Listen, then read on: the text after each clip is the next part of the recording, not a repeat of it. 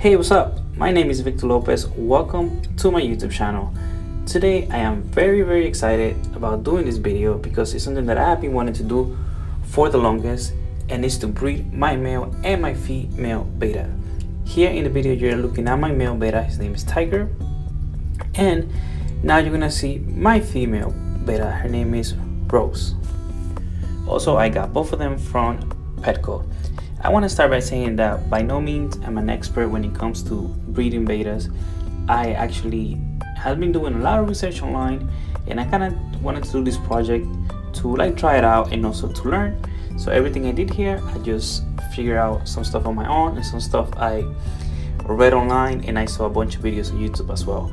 Here I'm setting up a 10-gallon stand that somebody gave to me that was pretty beat up, so I fixed it up for this whole project. I used a 10-gallon tank, and here I'm setting up the tank. What I did is I just filled up the tank to about 30 or 40% of water.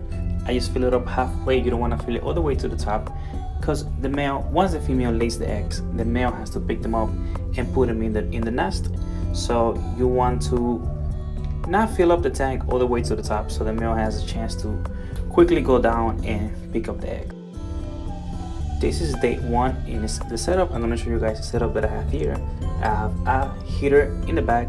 You need a heater for your betas because beta like the water to between 78 to 80 degrees. Beta likes pretty warm water.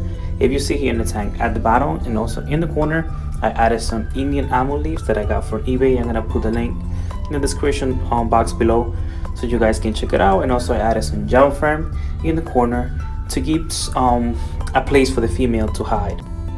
In the back of the tank, I added a bag full of media from my other tanks just to help me with the water, and I kind of hid it back there so you won't really see it from the front.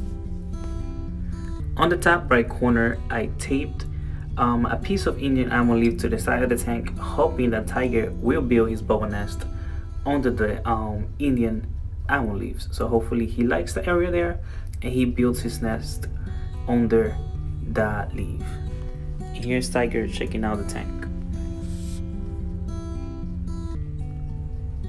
Also, if you see here on the top of the tank, I have some floating plants that I added from my other tanks, and I believe these are dwarf water lettuce, in case you guys want to know.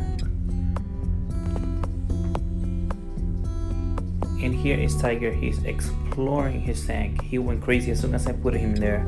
He lives in a 5-gallon tank, so as soon as I put him in the 10-gallon tank, he went crazy with all the space and he was just swimming everywhere in the tank. I like to put him a day before I introduce the female so he can get used to the tank. Oh, and also, by the way, I added air sun to the back of the tank to help me with water movement. And as you can see here is day 2, and this is when I decided to introduce Rose to the tank. As you can see, Tiger was very excited, and he kept swimming around the breeder box the whole time. He looks extremely excited and so happy to finally be meeting Rose. And also, not even an hour passed when he was already building the bubble nest. He started building it right next to the breeder box, next to Rose. Of course, he decided not to use the leaf that I put in there for him, but he decided to do his own thing. I kind of didn't want him to build the nest next to the breeder box, because once I took the breeder box out, I was afraid that I was gonna mess up the whole nest. So what I decided to do was to move the Indian almond leaf and tape it on top of the nest that he was building, and hoping that he will continue to build the nest under the leaf. And now it's day 3, and guess what, guys? I guess Rose got too excited and she couldn't wait to meet Tiger, so she jumped out of the breeder box into the tank. And of course, that was my mistake for not putting a lid to the tank so she won't jump out, but hey, she did. And when I noticed that she jumped out of the tank, I freaked out. I thought he was gonna beat her up and he was gonna get too aggressive and stuff, because I wasn't there to watch them when they first saw each other, or they first got in contact with each other. But guys, I have to say, throughout this whole process, they were very peaceful, to the point that I thought that this was not gonna work out, because other videos I saw online where the betas got a little aggressive and the male got a little aggressive toward the female, But in this case, I did not see any aggression at all throughout this whole process. And if there was any aggression, maybe happened when I was not in front of the tank. But honestly, I didn't see anything at all. But every betta is different, so if you decide to do this, don't expect yours to be as peaceful. Maybe they are way more peaceful than mine, or maybe they are aggressive, but it's normal to see some aggression in this whole process because bettas are naturally aggressive. Also, they kept swimming together and swimming under the bubble nest and swimming around each other. So at this point I thought, okay, you know, maybe there is hope here, because they seem to like each other a little too much, which was pretty cool to see.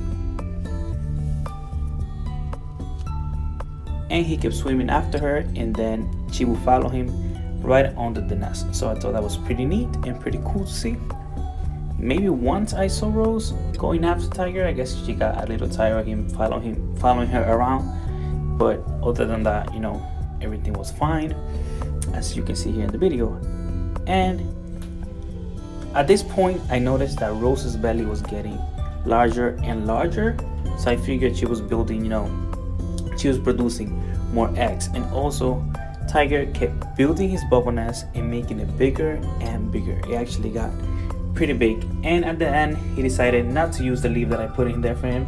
So at this point I gave up. You know, I had it pretty clear that he wanted to do his own thing. And today was supposed to be it was the big day, which is day 4.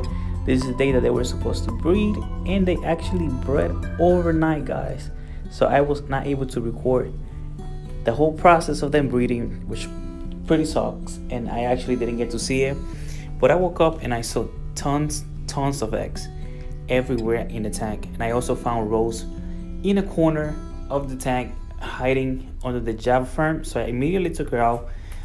She didn't look beat up or anything, but she looked pretty like tired and out of it. I'm guessing, you know, she was tired for the whole process and stuff.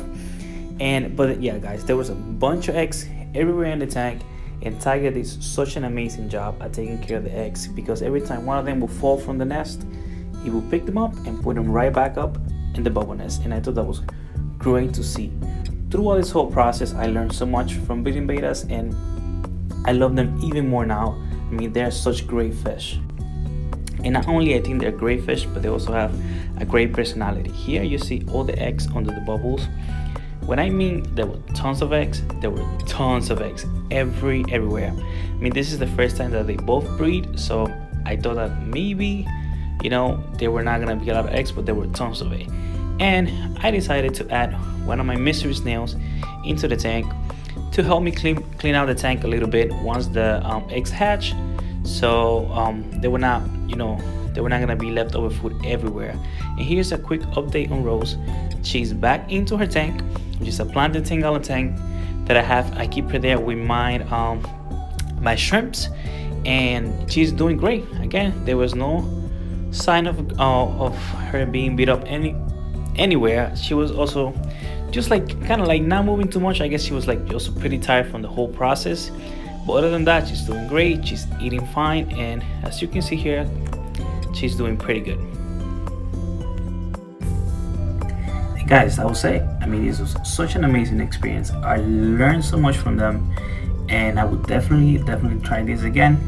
I'm gonna be doing another video after this. Well, I'm gonna upload the video probably next week, just kind of talking about my experience, everything I learned during this whole process. What would I do different? What would I change? Would I breed the same type of bettas again, etc.? So just talking about my experience. So now enjoy a little bit of a clip of Tiger taking care of his eggs, and he has been doing such a great job, and I am very proud of him. See you next time.